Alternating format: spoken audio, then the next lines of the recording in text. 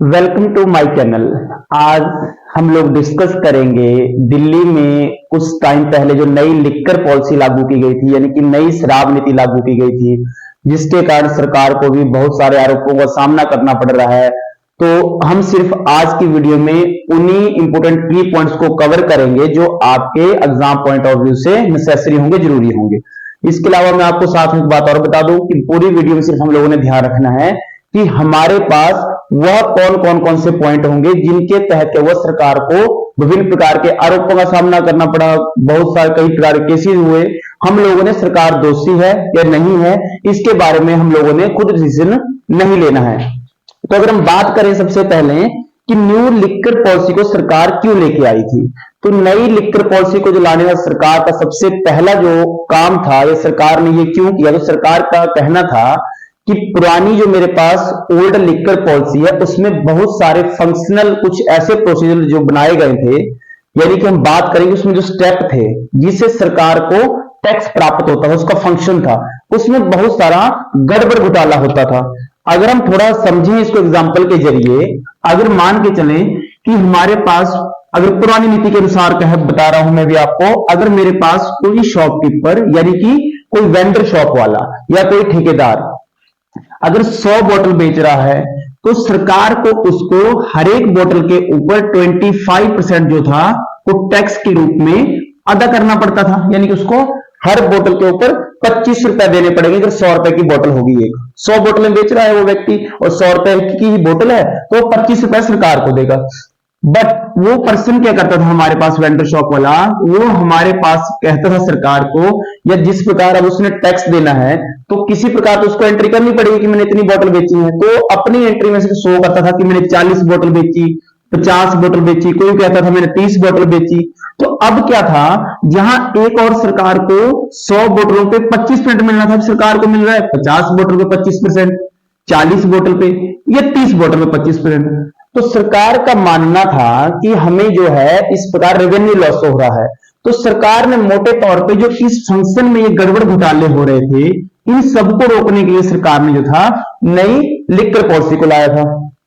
Clear. इसके साथ में भी मैं आप लोगों ने और क्या ध्यान रखना है, बहुत सारे लोगों का इसमें मानना था या बीच में कुछ ऐसे इशू भी उठे कि इससे था, दिल्ली में क्या था कि जो शराब के ठेके थे या वेंडर शॉप हम कहें, उनकी संख्या बढ़ गई थी। तो ऐसा कुछ भी नहीं था। जैसे हमारे पास पहले का अगर हम बात करें तो 849 मेरे पास वेंडर शॉप थी। क्लियर। जो पहले की बात करें, नई लिक्कर पॉलिसी में भी इतनी ही शॉप थी। बट जो सबसे प्रमुख चेंज था, पहले मेरे पास इसमें से 479 वेंडर शॉप जो थी वो गवर्नमेंट द्वारा रन की जा रही थी, गवर्नमेंट के द्वारा, यानी कि 475 जो मेरे पास दुकानें थी, इनका संचालन जो था हमारे पास, यानी इनमें जितना भी काम होता था वो सरकार द्वारा किया जाता था। इसके अलावा जो 389 शॉप थी, उनका संचालन या उनको जो रन किया जाता था वो प्राइवेट सेक्टर के द्वारा विभिन्न लोगों के माध्यम से, या उसमें कई प्रकार के ठेकेदार इन्वॉल्व होते थे, कोई कंपनी हो सकती है बहुत बड़ी, या कोई बहुत बड़ा बिजनेसमैन को जो था रन करता था। क्लियर। परंतु सरकार ने क्या किया, जो नई लिक्कर पॉलिसी लाई, सरकार ने क्या बोला कि हमारे पास शॉप इतनी ही रहेंगी, परंतु हम क्या करेंगे, एक नई लिक्कर पॉलिसी में सरकार जो है इस शराब के काम से हट जाएगी, यानी कि सरकार अब इसका काम नहीं करेगी, सारा के सारा खरीद फरोख्त का काम होगा, चाहे शराब को खरीदना है, बेचना है, शराब से संबंधित जितने भी काम होंगे, अल्कोहल से संबंधित, उन सभी कामों को प्राइवेट सेक्टर के अंतर्गत कर दिया जाएगा। और हम क्या करेंगे उसमें कि पूरे दिल्ली को 32 जोन में डिवाइड किया जाएगा। क्लियर। इतने ही वेंडर शॉप के लिए 32 जोन में डिवाइड किया जाएगा और हर एक जोन में हम लोग 27 वेंडर शॉप खोलेंगे, ना किसी जोन में कम ना किसी जोन में ज्यादा। 32 जोनों के अंतर्गत हर एक ईच जोन में 27 प्लस एक्सेप्शन के तौर पे सरकार ने कहा जो मेरे पास एयरपोर्ट जोन होगा, यानी कि जहां पर हमारे पास हवाई जहाज का, जैसे हम एएआई की बात करें, एयरपोर्ट अथॉरिटी ऑफ इंडिया का जो जोन होगा, वहां पर हम लोग क्या करेंगे कि 10 दुकानें जो हैं, 10 वेंडर शॉप एक्स्ट्रा खोल सकते हैं। क्लियर। 32 जोन और हर एक जोन में 27, और जो हमारे पास एयरपोर्ट जोन होगा उसके आसपास के जितना भी हम जिस जोन में उसको रखेंगे, मान के चलते हैं कि हमने जो है एयरपोर्ट जोन को 15 नंबर जोन में रखा, तो 15 नंबर जोन के लिए जो है दुकानों की संख्या 27 नहीं, 27 प्लस 10 यानी कि वहां पे अधिकतम संख्या कितनी हो सकती है, 37 हो सकती है। ये जरूरी नहीं था कि उसमें 37 ही शॉप्स होंगी या 37 ही वेंडर शॉप होंगी, परंतु अधिकतम जो है मैक्सिमम कितना 37 शॉपों को वहां जो है परमिट दे सकते हैं। ये सबसे पहला जो चेंज था एक फंक्शनल के तौर पे वो किया गया नई लिकर पॉलिसी में, और सरकार ने अपने पास की जो 475 जिन वेंडर शॉपों को सरकार रन करती थी उन सभी को भी सरकार ने प्राइवेट सेक्टर के हवाले कर दिया। अभी अगर थोड़ा सा आप इसमें ध्यान देंगे, जैसे अभी आपको कुछ की पॉइंट्स में आगे मैं आप लोगों को बताऊंगा, जब हमारे पास सारी की सारी जो दुकानें थी वो प्राइवेट सेक्टर के अंतर्गत आ गई, जितनी की सारी शॉपें थी, इस प्राइवेट सेक्टर के आने के कारण ही क्या था, इसमें जितनी भी अभी मैं आपको आगे बताऊंगा कि सरकार के ऊपर क्या क्या आरोप लगते रहे और सरकार ने उसमें क्या क्या चेंजेस किए, और सरकार को 8 महीने के अंदर अंदर उस पॉलिसी को वापस भी लेना पड़ा। तो सारा जो गड़बड़ घोटाला हुआ वो देखा जाए तो कुछ हद तक प्राइवेट सेक्टर भी इसमें काफी हद तक इंप्लीमेंट था। क्लियर? तो अगर हम बात करें अभी नेक्स्ट, ये तो था इसका थोड़ा सा फंक्शनल बॉडी शुरुआत की, इस सरकार ने मुख्य तौर पे क्या चेंज किए। सबसे पहले सरकार ने क्या नियम बनाया, रूल नंबर 1, उसमें सरकार ने बोला कि मेरे पास पहले न्यू ओल्ड पॉलिसी में जिस व्यक्ति की एज 25 हो चुकी है, जो व्यक्ति 25 साल का पूरा हो चुका है, वही व्यक्ति ड्रिंक यानी अल्कोहल की खरीद फरोख्त कर सकता है, यानी उसको बेच सकता है, खरीद सकता है, यानी जितना भी हमारे पास शराब से संबंधित काम होगा अल्कोहल से लिकर से।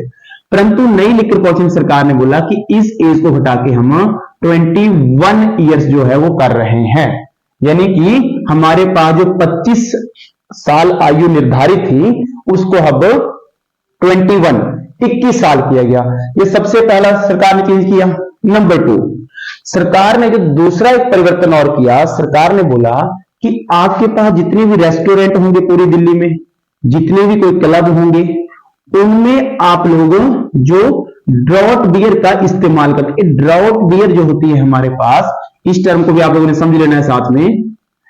जब कभी आप में से बहुत सारे लोग रेस्टोरेंट में गए होंगे या क्लबों में जाते हैं जैसे, या बार होते हैं वहां जाते हैं, तो हमें जो बियर होती है वो बोतल में नहीं मिलती है, हम लोगों को किसी केन के जरिए या किसी गिलास के, आप लोगों को देखा होगा जो वहां पे लोग काम करते हैं आपको सर्व करते हैं, उसी को हम ड्रॉट बियर कहते हैं। तो पहले रूल यह था कि उस ड्रॉट बियर को जो यूज होगा, आपको उसको पीना होगा, उसका कंजप्शन जो करना होगा वो रेस्टोरेंट और क्लब के अंदर ही करना होगा। बट अभी सरकार ने क्या चेंज किया कि इसको आप बाहर आउट एरिया में भी ले जा सकते हैं। क्लियर? जो मेरे पास रेस्टोरेंट और क्लब होंगे उनमें जो ड्राउट बियर सर्व की जा रही होगी उसको हम उस रेस्टोरेंट या क्लब से भी बाहर ले जा सकते हैं। ये सरकार ने उस पॉलिसी में रूल नंबर 2 इंप्लीमेंट किया। ये आप लोगों को ध्यान रखना। और अगर ध्यान रखेंगे तो थोड़ा सा ये जो सारे के सारे हैं हमारे पास कंज्यूमर, सभी के सभी किससे जुड़े हुए हैं, जो आपके पास ग्राहक था शराब का, उससे जुड़े हुए पॉइंट है सारे सारे। नंबर 3, सरकार ने क्या बोला कि हर एक दुकान में हमारे पास एसी होना चाहिए। एसी को नेसेसरी किया गया, यानी जितनी भी वेंडर शॉप होंगी वहां पर एसी होना ही चाहिए। ऐसी कोई वेंडर शॉप नहीं होगी इसमें एसी नहीं होगा। क्लियर?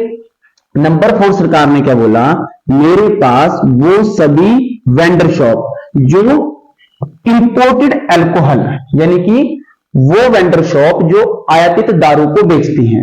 कौन सी? जो आयातित दारू को जो दुकान में जो है बेचती हैं, वो बाकी वेंडर शॉप के मुकाबले 1 घंटा अधिक खुली रहेंगी। 1 घंटा प्लस उनको जो था वो अतिरिक्त समय दिया गया।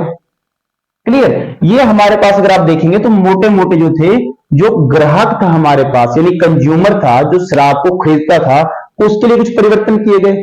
हर दुकान में एसी भी होगा। ठीक? क्लियर? और जो इंपोर्टेड अल्कोहल होगी उसके लिए जो दुकानों की, जैसे बाकी दुकानों को जो भी टाइम ड्यूरेशन सरकार फिक्स करेगी, उनसे 1 घंटा अधिक जो है ये दुकान खुली रहेगी।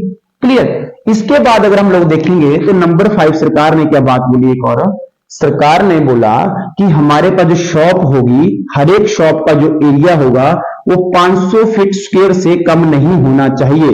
यानी कि हमारे पास जितनी भी शॉप होगी, जितनी भी हम लोग वेंडर शॉप खोलेंगे, उस हर एक वेंडर शॉप में हमारे पास कम से कम 500 फीट स्क्वायर का एरिया होना चाहिए, ताकि जो कोई पर्सन वहां पे शराब को खरीदने के लिए आए, अल्कोहल को खरीदने के लिए आए, वो खुद उस पूरे खुले स्पेस में घूम सके।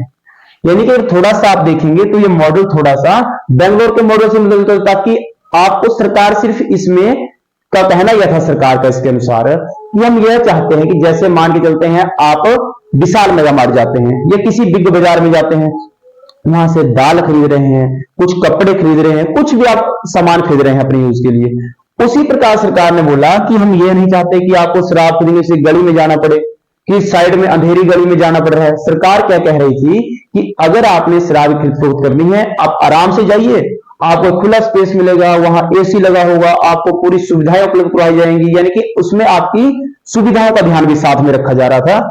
आपको उसमें एक वेल मेंटेन्ड जो माहौल होता है, जैसे हम बाकी दुकानों में जाते हैं, वैसे ही माहौल आपको दिया जा रहा था। नेक्स्ट सरकार ने क्या बोला इसमें एक और, कि अभी जो हम लोग लेंगे लाइसेंस फी, मैं शॉर्ट फॉर्म में लिख रहा हूं चीजों को, आप लोगों को ध्यान रखना है, लाइसेंस फी। पहले क्या था, सरकार जो थी वो लाइसेंस फी लेती थी 6 लाख से लेके 10 लाख तक। ये अलग अलग टर्म एंड कंडीशनों के अनुसार निर्धारित होती थी। परंतु नई लिक्कर पॉलिसी में सरकार ने क्या बोला कि अभी हम लोग क्या करेंगे, आपको पूरी लाइसेंस फीस जो होगी वो साल के स्टार्टिंग में देनी पड़ेगी, ईयर के स्टार्टिंग में देनी पड़ेगी। और लाइसेंस फीस को कर दिया सरकार ने 6 करोड़ से लेके 6.5 करोड़ तक। क्लियर, फीस को चेंज किया सरकार ने, 6 लाख से लेके 10 लाख थी पुराने वाले पैटर्न में, अभी कितनी कर दी सरकार ने, अभी चेंज किया 6 करोड़ से लेके 6.5 करोड़ तक। इसके साथ साथ में सरकार ने क्या बोला कि जो सारी फीस होगी आपको, ये आपको साल के स्टार्टिंग में देनी पड़ेगी। और जो आपको लाइसेंस मिलेगा वो बिड के माध्यम से मिलेगा। बिड आप समझते हैं, बिड बोली, यानी कि बोलियां लगेंगी और जो जो उस लाइसेंस को खरीदने का होगा हकदार, उसको वो मिल जाएगा। और एक जो सबसे बड़ा इसी के तहत एक और फंक्शन चेंज किया सरकार ने, पहले सरकार को 25% जो था वैट देना पड़ता था वेंडर शॉप वाले को, हर एक बोतल के ऊपर वैल्यू एडेड टैक्स। अभी सरकार ने क्या बोला, अभी हम लोग इसको जो कम करके लेस करके कितना कर देंगे, 1% वैट जो है आपको देना पड़ेगा। ये टर्म भी आपके एग्जाम और पॉइंट से बहुत जरूरी है। 25% वैट हम लोग पहले देते थे, ठीक है, जो दुकानदार, अभी कितना होगा, अभी 1% होगा। और फीस कितनी थी पहले, 6 से 10 लाख, अभी सरकार ने कर दी 6 करोड़ से 6.5 करोड़, यानी कि 6 करोड़ से 6.5 करोड़। और ये बिड के माध्यम से होगा सारा का सारा काम। ये था हमारे पास लाइसेंस फीस में जो कुछ चेंजेस किए सरकार ने नई लिक्कर के पॉलिसी के तहत। इसके बाद हम बात, अगर आप लोगों ने अभी बीच में किसी ने कोई स्क्रीनशॉट लेना है तो आप इसका स्क्रीनशॉट भी ले सकते हैं, ये वीडियो को पॉज करके आप पॉइंटों को ऐसे नोट डाउन कर सकते हैं। क्लियर, नेक्स्ट है हम लोगों के पास भी जो सरकार ने और इसमें कुछ चेंजेस किए। सरकार ने इसमें जो एक और साथ में इसके चेंज किया, उसमें सरकार ने क्या बोला, जैसा कि आप सभी को पता है हमारे पास होता है एमआरपी, यानी कि मैक्सिमम रिटेल प्राइस। सरकार ने क्या बोला कि अभी जो आप कीजिए, पहले ऐसा होता था कि एमआरपी पे शराब को बेचा जाता, खरीदो किसी वस्तु कैसी होती है एमआरपी के अनुसार ही। अब सरकार ने बोला कि जो आप निर्धारण करेंगे अपने मार्जिन का जो निर्धारण होगा वो आप अपने अनुसार कीजिए। शराब को कम ज्यादा जितने में आपने बेचना है आप बेचिए, हमें इससे कोई मतलब नहीं है। सरकार ने यह हक दे दिया रिटेलर को जो उसको बेचता है, यानी कि वेंडर शॉप वाला, यानी कि जो मार्जिन का निर्धारण था वो अब उस रिटेलर ने ही करना था। इसमें सरकार का बीच में सरकार कोई हस्तक्षेप नहीं करेगी। इसके साथ सरकार ने क्या बोला कि इस नई लिक्कर पॉलिसी के आने से हमारे जो रेवेन्यू है उसमें 20% का इजाफा होगा पर ईयर। इजाफा किसमें, रेवेन्यू में, यानी कि राजस्व में।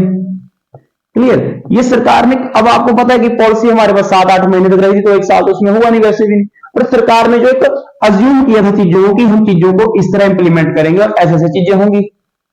क्लियर, साथ में सरकार ने बोला कि हम क्या करेंगे, जैसे मैं आपको स्टार्टिंग में बताया था कि ईच जोन और इक्वल डिस्ट्रीब्यूशन, इस नियम के तहत हम लोग चलेंगे। इसका मीनिंग क्या था कि हम लोग किसी भी जोन में कम ज्यादा वेंडर शॉप नहीं खोलेंगे, हम लोग हर एक जोन में एक बराबर दुकानें खोलेंगे। क्लियर। साथ में सरकार ने और एक जो महत्वपूर्ण सबसे इंपॉर्टेंट चेंज किया कि जो भी मैन्युफैक्चरर होगा, यानी कि जो भी इस शराब को बनाने वाला होगा, वो सभी व्यक्ति शराब की खरीद फरोख्त नहीं कर सकते हैं। मैन्युफैक्चरर सेल जो करने का कार्य था उसको मैन्युफैक्चरर नहीं करेगा, यानी कि मैन्युफैक्चरर कोई और व्यक्ति करेगा और उसका सेल जो है कोई और पर्सन करेगा। अभी आप लोगों ने ध्यान रखना है कि जितने भी मैंने आपको इसमें पॉइंट बताए, ये सभी पॉइंट अभी इन सभी जो हमारे पास जितने भी इसमें कुछ काम होना था, किसी शराब का आदान प्रदान होना था, बाहर से कोई नई दारू मंगवाई जा रही है, नई इंपोर्टेड अल्कोहल मंगवाई जा रही है, कुछ भी काम होना था, यानी कि वो सारे के सारे काम हमारे पास प्राइवेट सेक्टर के द्वारा किए जाने थे। जिसको हम अपनी भाषा में यहां पर भी ऐसे कहीं भी हम कहते हैं कि सरकार ने वो काम ठेके के अंतर्गत दे दिया, सरकार ने वो काम ठेके के अंतर्गत दे दिया। तो इसमें भी नई लिकर पॉलिसी में थोड़ा सा आप समझेंगे चीजों को, तो इसमें भी सरकार ने लगभग जो है कहे इस प्रकार का काम किया। अब हम थोड़ी सी बात करेंगे कि इसमें प्रॉब्लम्स क्या आई सरकार को, जो इस पॉलिसी को 8 महीने के अंदर ही वापस लेना पड़ा। क्योंकि सरकार तो कह रही थी कि हमें पर ईयर 20% का इजाफा होगा इसमें, और सरकार के ऊपर थोड़े से कुछ किया जो उसमें आरोप लगे। अब वो आरोप सही है गलत है वो हम नहीं जांच करेंगे, वो कोर्ट अपने हिसाब से करेगा। तो सबसे पहले अगर हम बात करें तो सरकार ने जो इसको परेशानी आई, तो जब मैं आपको बताया कि 17 नवंबर को जब पॉलिसी लागू की जानी थी हमारे पास, 17 नवंबर 2021 को, तो इससे 2 दिन पहले जो एलजी थे VK Saxena, LG VK Saxena, क्योंकि इस पॉलिसी को शुरू से ही काफी विरोधों का सामना करना पड़ा था स्टार्टिंग से, जैसा आप लोगों को पता है। वीके सक्सेना का ने एक क्वेश्चन किया था यहां पर सरकार से पुट, उसको भी आप लोगों को ध्यान रखना है कि आप जो आपके पास इलीगल एरिया है, इलीगल एरिया मतलब होता है जो अवैध एरिया है, कि वहां पर आप वेंडर शॉप खोलने की परमिशन क्यों दे रहे हैं। सबसे पहले सरकार से उन्होंने क्या क्वेश्चन किया कि आप ये बताइए कि जो इलीगल एरिया है वहां पर आपको वेंडर शॉप खोलने की अनुमति देने की जरूरत क्या है, वेंडर शॉप खोलने की अनुमति क्यों आप लोग उसमें दे रहे हैं। पहले उन्होंने क्वेश्चन किया। नंबर 2, जैसे मैंने आपको बात बताई कि जो एमआरपी मैंने आपको रोडों में बताया कि एमआरपी का निर्धारण अब वेंडर शॉप वाला अपने हिसाब से करेगा। उसके कारण क्या लगता है उन्हें, क्योंकि आपको पता है कि जब भी हमने मान लीजिए कि सेल लगा रहे हैं हम किसी भी वस्तु की, चाहे कपड़ों की लगा रहे हैं, क्लोथ्स की लगा रहे हैं, किसी अन्य सामान की कोई सेल लगा रहे हैं, अगर जो हमारे पास कुछ भी यूज होता है, अगर सेल वही व्यक्ति वही पर्सन लगा सकता है जिसके पास फाइनेंस तौर पे कोई सपोर्ट भी हो। अब क्या हो रहा था, इससे जो छोटे मोटे वेंडर शॉप वाले थे वो मार्केट से कम होते जा रहे थे। वो कैसे, एक आकलन किया जाता है कि हमारे पास जो था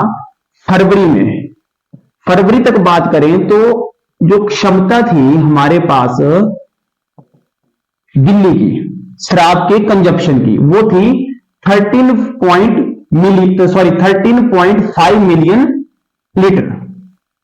क्लियर, यानी कि 13.5 मिलियन लीटर, वो जो बढ़ के हमारे पास 24.5 मिलियन लीटर तक जो थी वो पहुंच गई थी कंजप्शन पावर दिल्ली की फरवरी के माह तक। बट इसमें एक और फैक्ट काम कर रहा था यहां पर साथ में, जो इसके नजदीक एरिया दिल्ली के, जैसे हम बात करें गुड़गांव या गुरुग्राम भी हम लोग बोलते हैं, उसकी बात करें, या दिल्ली से जैसे नजदीक के इलाके थे, पंजाब थोड़ा सा मान लेते हैं, राजस्थान, वहां पर भी क्या था कि दिल्ली के मुकाबले थोड़ी सी सस्ती अल्कोहल हमें मिलती थी।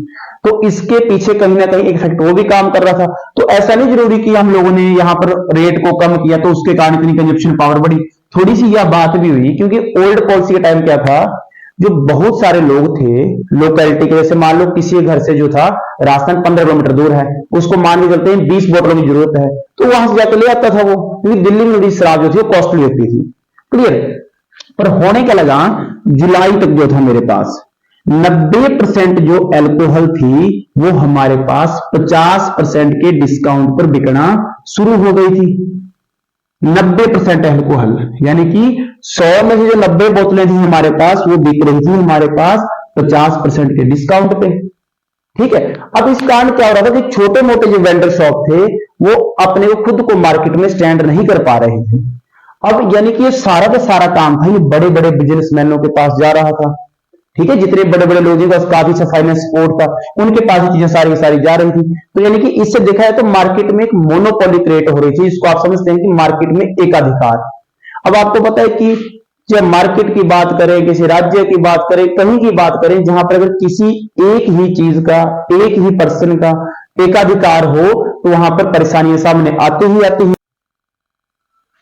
इसके बाद अगर हम लोग बात करें कि सरकार को भी इस पॉलिसी के कारण किन किन आरोपों का सामना करना पड़ा, तो अभी तक आप लोगों ने देखा कि जब सरकार में इसने प्राइवेट सेक्टर को शामिल कर लिया तो उस प्राइवेट सेक्टर ने थोड़ी सी अपनी मनमानियां भी की होंगी बीच में, क्योंकि सारा का सारा जो हमारा काम था वो प्राइवेट सेक्टर के हाथों में चला गया। तो सबसे पहला जो आरोप लगा कि जो हमारे मंत्री थे इस विभाग के, राजस्व के, मनीष सिसोदिया जी, कि उन्होंने 144.36 करोड़ यानी कि 144.36 करोड़ की जो थी लाइसेंस फी, हमारे पास लाइसेंस फीस जो थी उसको वेव ऑफ कर दिया, यानी कि उसको माफ कर दिया, और ये उन्होंने बिना परमिशन के काम किया। सबसे पहली बात। दूसरी बात, जो हमारे पास इंपोर्टेड अल्कोहल थी उस पे हमारे पास क्या था कि सरकार को 25% जो था वो टैक्स मिलता था, सरकार को 25% टैक्स। उस टैक्स को भी उन्होंने बिना एलजी की परमिशन के माफ कर दिया। ये दो चीजें जो थी ये आरोप उनके ऊपर लगाए गए। क्लियर। इसके बाद उनके एक सबसे जो प्रमुख, अगर आप इस पूरे प्रोसेस में ध्यान दें तो कहा गया कि एक अप्लीकेंट जो हमारे पास, जिन्होंने दिल्ली एयरपोर्ट, जो हमारे पास में बताया था दिल्ली एयरपोर्ट जोन में, उन्होंने लाइसेंस खरीदने के लिए सरकार को 30 करोड़ रुपए की जो थी राशि दी। इस राशि को सरकार ने यह कहकर वापस कर दिया कि उस एप्लीकेंट ने वहां से एनओसी नहीं लाई हुई है, यानी कि नो ऑब्जेक्शन सर्टिफिकेट। कहां से? दिल्ली एयरपोर्ट जोन से, एएआई से। तो सरकार ने कहा कि हम आपकी 30 करोड़ रुपए की राशि आपको लौटा रहे हैं, आप वहां पे जो शॉप है वो नहीं खोल सकते, वेंडर शॉप। जबकि इस पॉलिसी में प्रावधान यह था कि जब एक बार आपकी फीस जमा हो गई तो उसको वापस नहीं किया जाएगा। तो उस व्यक्ति ने फीस जमा की थी, एक आरोप यह लगाया गया। तो इसके बाद में क्या होता है कि अगर देखेंगे आप लोग तो जुलाई के शुरुआत में ही हमारे पास दिल्ली ट्रेड एसोसिएशन ने जो था, दिल्ली ट्रेड एसोसिएशन ने दिल्ली हाई कोर्ट में इस पॉलिसी के खिलाफ केस भी कर दिया था। ये मैं बात कर रहा हूं जुलाई 28 से पहले, जुलाई में उन्होंने केस कर दिया था और कहा था कि पॉलिसी जो है हमारे पास अनकॉन्स्टिट्यूशनल पॉलिसी है, यानी कि इसको संवैधानिक तरीके से क्या है, लागू नहीं किया गया है। यानी कि जहां जहां पर हमें एलजी की परमिशन की आवश्यकता थी बहुत सारे बातों के लिए, मुद्दों के लिए, स्टेप्स पॉइंट के लिए, उन पे हमने एलजी की परमिशन नहीं ली हुई है। क्लियर। इसके साथ में अगर हम बात करें तो जैसे ही मैंने आपको बताया जुलाई के स्टार्टिंग में पहले वीक में ही दिल्ली ट्रेड एसोसिएशन ने इस पॉलिसी को अनकॉन्स्टिट्यूशनल बता के केस किया। हमारे पास जुलाई 4 को, आप लोगों ने ध्यान रखना, जुलाई 4 को जो दिल्ली के चीफ सेक्रेटरी थे नरेश कुमार, उन्होंने वी के सक्सेना जी को पत्र लिख के कहा, जो उस टाइम के एलजी थे, कि इस पूरी पॉलिसी में बहुत सारे प्रोसीजरल लैप्स हैं। प्रोसीजरल लैप्स, इस टर्म को आपने ध्यान रखना है। यानी कि उनका कहना था कि सरकार ने जो पॉलिसी लाई है, इस पॉलिसी में सरकार ने जो लाइसेंस दिए या कुछ वेव ऑफ किए, कुछ फीसें माफ की, वहां पर सरकार ने क्या किया है कि थोड़ी सी आप रखते हैं कि एक तरफा, यानी सरकार ने क्या किया, वहां पे ध्यान रखा कि कौन सा व्यक्ति हमारी पार्टी का है, ये कौन सा व्यक्ति हमारी तरफ है, कौन सा नहीं है। यानी कि जो सरकार के चाहने वाले थे, नॉन थे, सिर्फ सरकार ने जो लाइसेंस थे उन्हीं लोगों को इशू किए, एक आरोप ये लगाया गया। और साथ में कहा गया कि जो ये प्रोसीजरल लैप्स की बात बता रहा हूं मैं भी आपको, और साथ में इस पूरी पॉलिसी में सरकार ने सिर्फ यह ध्यान रखा कि हम लोग सिर्फ उसी व्यक्ति को लाइसेंस इशू करें जिससे हमें भी कुछ फायदा हो। तो सरकार ने जो ये मैं आपको बात बता रहा हूं ना यहां पर, इस सरकार को फायदा हो, तो जो इनकम फिर हमें सरकार को वहां से प्राप्त हो रही थी, उस इनकम को सरकार ने, जैसे गोवा में इलेक्शन हुआ था पंजाब में इलेक्शन हुआ था, या बात करें हमारे पास गुजरात में इलेक्शन हुआ था, इन राज्यों के इलेक्शन में उस पैसे का यूज सरकार ने किया। अब सरकार ने यूज किया नहीं किया वो हमें नहीं पता, वो कोर्ट डिसाइड करेगा, कोर्ट अपना काम कर रहा है। तो हम लोग, मैं आपको सिर्फ इसके पॉइंट्स बता रहा हूं कि सरकार के ऊपर क्या क्या आरोप लगा हुआ है। इसके बाद जैसा कि अभी आपको पता है कि हमारे पास अरविंद केजरीवाल जी जो हैं वो ईडी की हिरासत में है। तो अब हम थोड़ा सा, जो मैंने आपको भी आरोप भी बता दिए, इसमें क्या क्या नए नियम लाए गए वो भी बता दिए, ठीक है। और सरकार ने इसमें अब क्या गलती की नहीं की वो कोर्ट डिसाइड करेगा, ठीक है। तो अगर हम थोड़ा सा बात करें कि ईडी और सीबीआई जो दोनों इस केस पे कार्य कर रहे हैं, थोड़ा सा हम उसके बारे में समझ लेते हैं। लास्ट में हमारे पास ईडी, ठीक है। ईडी का जो फुल फॉर्म होता है हमारे पास, इसको भी आप लोगों ने ध्यान रखना है, इन्फोर्समेंट डायरेक्टोरेट, ठीक है, यानी कि प्रवर्तन निदेशालय। तो इसका ये सब, जब इसकी स्थापना की गई थी हमारे पास 1 मई 1956 को, तो इसका नाम था इन्फोर्समेंट यूनिट, यानी कि प्रवर्तन इकाई। और इसी प्रवर्तन इकाई का जो नाम था वो बदल के 1957 में इन्फोर्समेंट डायरेक्टोरेट रख दिया गया। क्लियर। और इसका काम क्या होता है? इसका काम होता है जो मुद्रा विनिमय, मैंने यहां पर टर्म लिख रहा हूं मैं आप लोगों को, यानी कि मनी का जो एक्सचेंज होता है, जिसको हम लोग मनी लॉन्ड्रिंग भी कहते हैं। क्लियर। उससे जुड़े केसों की जांच करना, मनी लॉन्ड्रिंग, ये प्रमुख कार्य था इन्फोर्समेंट डायरेक्टोरेट का। क्लियर। स्थापना कब हुई? 1 मई 1956 की। किस रूप में? इन्फोर्समेंट यूनिट के रूप में। और हमारे पास जो वर्तमान में अभी हम पढ़ते हैं इन्फोर्समेंट डायरेक्टोरेट, इसका नाम क्या है? अभी जो नाम ये अभी पढ़ा हुआ है 1957 में इसका नाम पड़ा था, यानी कि इसका नाम 1 साल बाद ही चेंज कर दिया गया, ठीक है। और अगर बात करें कि इसके भी प्रमुख कौन है, तो वो है हमारे पास राहुल नवीन। ये इसके हमारे पास जो है अभी प्रमुख हैं इसके ईडी के। थोड़ा सा इसी प्रकार हम समझेंगे भी तो हम लोग देखते हैं सीबीआई, और उसके हेड है मेरे पास परवीन सूद। इसके सीबीआई के जो हमारे पास प्रमुख है वो है हमारे पास परवीन सूद। और आपने साथ में इसके ऊपर ध्यान रखना है, जो इसकी स्थापना हुई थी वो हमारे पास संथानम समिति की सिफारिशों के आधार पे सीबीआई की स्थापना की गई थी, ताकि जो भ्रष्टाचार के जितने भी केसेस चले हुए हैं उन केसेस का अच्छी तरह जो है जांच की जा सके। क्लियर। ये थे हमारे पास 2 पॉइंट जो मैंने अभी, इसमें जो जांच एजेंसियां काम कर रही हैं ईडी और सीबीआई, तो इनके बारे में हमें थोड़े से की पॉइंट्स पता होने चाहिए। क्लियर। कि इसका सबसे पहले नाम था इन्फोर्समेंट यूनिट, और इसका काम क्या है? मनी लॉन्ड्रिंग से जुड़े हुए केसों की जांच करना। और सीबीआई की स्थापना हुई है संतान समिति की सिफारिशों के आधार पर।